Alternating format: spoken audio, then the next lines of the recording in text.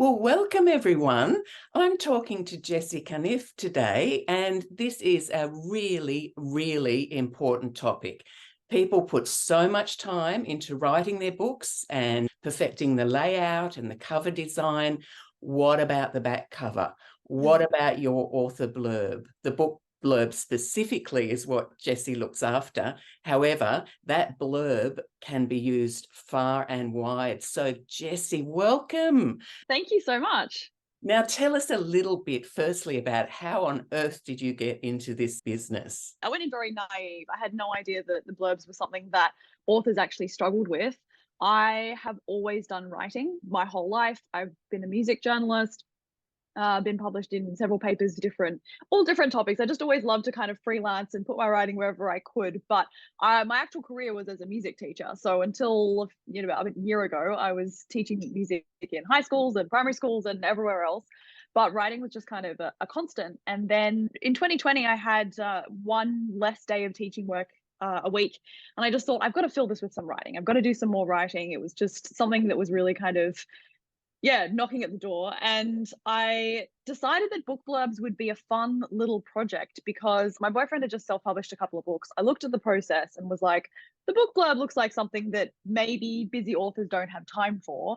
And I'm very much a short form writer. And so I was like, I don't want to get involved in huge, long projects. I want to kind of do short pieces of writing. This will be fun. And I genuinely thought that authors would tell me where to go. They'll be like, I've written 100,000 words. I don't need you to write 150 words on my back cover. But I jumped onto fiverr.com and just made a profile and kind of said, I'll write your book blurb. And the next 7 months were insane, like completely insane. I was still working my day job and I was writing blurbs by night to all hours of the night. And it was the best apprenticeship because I wrote literally hundreds of blurbs in that time and for every possible genre. And through it all, these people were saying to me, like, I hate writing blurbs. This has been so hard. You're like the seventh blurb writer I've got to, and nobody's getting it right. And I like, it was just this huge outpouring of like, please help me. I would love to say I had this brilliant business idea and I totally saw a need and jumped in. I went in totally naive. I went in totally naive and thought this will be a bit of fun. It'll be a bit of a side hustle. And lo and behold, it's replaced my teaching job.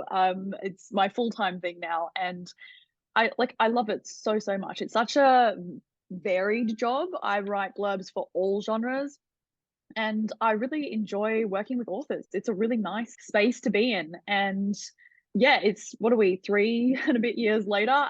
I've learned a lot and it's just so nice to be able to share this knowledge and kind of help people with something that they often really struggle with. Oh, no, I hear you there about the love of authors. There is something really special, isn't there? And I come from the same place. But what's so interesting is that underestimation of the skill required for the short form writing is Yeah. quite the art. It So is, and I think it's something that authors often beat themselves up about because they sort of think writing the blurb should be easy. They don't kind of stop to think that maybe like this is just a whole separate skill that they haven't been shown how to do. And so I think that's where a lot of the angst comes from is they kind of think, well, it's short, it should be easy.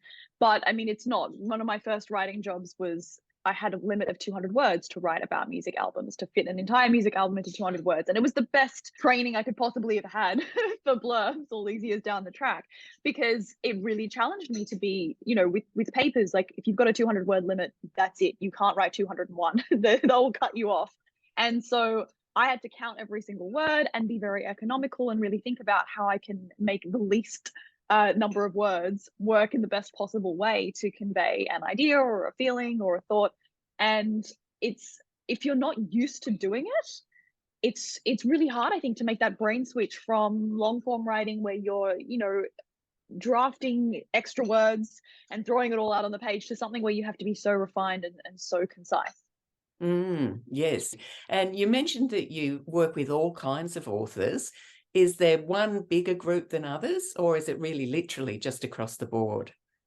It's fluctuated, I think, because I get a lot of my business on Instagram. There's a lot of romance and fantasy writers on Instagram. When I was on Fiverr, it was much more kind of evenly split. Like I'm seeing less nonfiction authors on Instagram. They'll usually come to me through my email list, for example.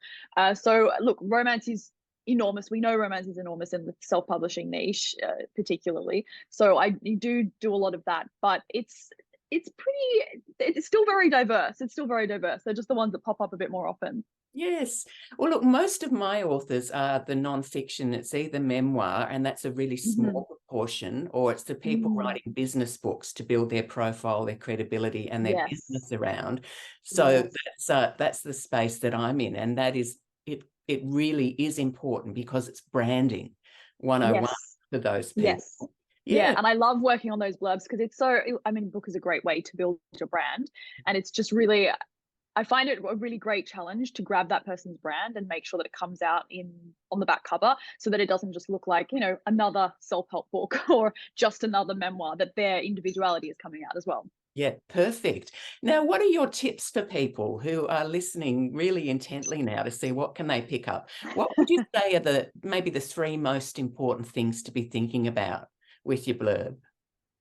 I think the first thing is to make sure that you understand the structure. I think a lot of authors kind of grab their book and try to condense it. It's this kind of minimizing sort of action, whereas what we actually need to do is start with the central idea and build out from there. And if you do that, you'll find that you're much less likely to write a 500-word blurb draft. You'll be closer to sort of the 150 to 200-word mark, which is what we ideally want to look for. So I do have a free cheat sheet that I give out to authors that actually outlines the structure for fiction and nonfiction. So that's at anatomyofabookblurb.com. So if you hop on there, you can grab that, put you on my email list where I send out blurb tips and whatnot.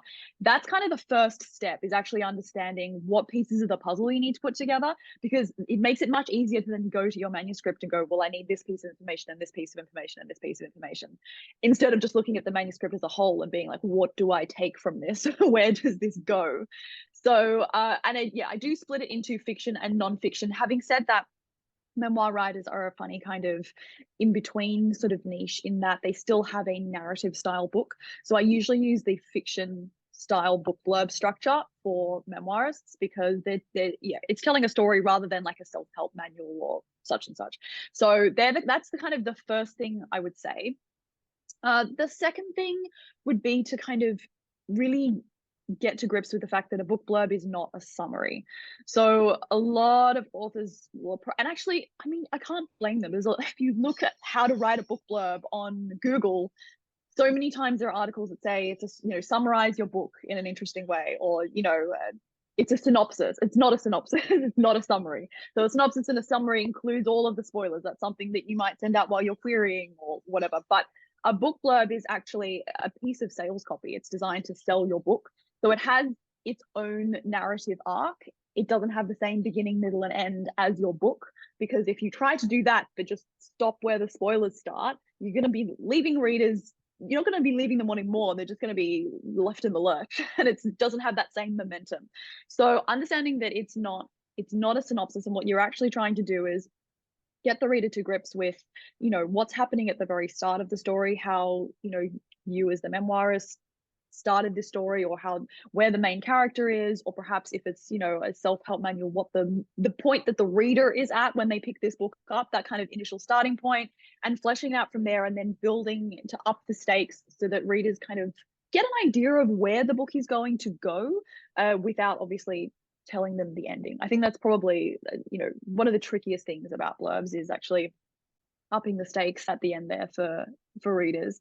Third thing would be, I guess, to understand some of the trends and things that are happening around POV. So third person POV blurbs have kind of been the gold standard for the longest time. Most trad published books are still kind of using third person blurbs. But if you're in the romance genre, even fantasy, occasionally crime or sci-fi, first person blurbs are kind of making a bit of an appearance, and they really divide readers and authors. If you want to kind of start a fight on social media, put out an opinion about first person blurbs, people will come running to either defend them or to just trash them. But it's about knowing your audience and what they're kind of looking for. There's some evidence to suggest that in particular, romance readers are looking for first person books, and therefore they gravitate towards first person blurbs, but not all romance readers are like that. So knowing your audience, knowing a few of the trends, and kind of being able to sort of look at what people in your niche are doing and what's working for them as well can be really helpful too. The really important point there was the knowing the audience point. Oh You yeah. know, that's where you're making your decisions. They're your Yes. stakeholders, and that really, really, really matters. Yes, absolutely. And I mean, I think it's interesting because with fiction, I find that the most important thing to do with a fiction blurb is to make sure you're representing the story and that vibe accurately so that those people will gravitate towards it. If you're writing nonfiction, especially if you're trying to promote, your business, your method of doing things, you do really need to know your audience because a big part of writing that blurb is actually going to be hitting them with some of their pain points right up the front of the blurb, whether that's sort of in the hook or in the first paragraph, showing them that you know them because then they're going to trust you and trust that you have the right what's the word, remedy, I guess, or solution for them. Yeah, perfect. Perfect. Now, you told us where we can get your tool. If people Yes. just want to check you out, what's the best place? Probably Instagram. I'm a very big Instagram user. So my handle's at bookblurbmagic, but you can also go to bookblurbmagic.com if you just want to have a browse of the website. All my services and everything are up there, and you can grab the free cheat sheet from there too. Excellent. That's fantastic, Jessie. Thank you so much for sharing that with us. It's been Oh, so you're very welcome. helpful. You're very welcome. My pleasure.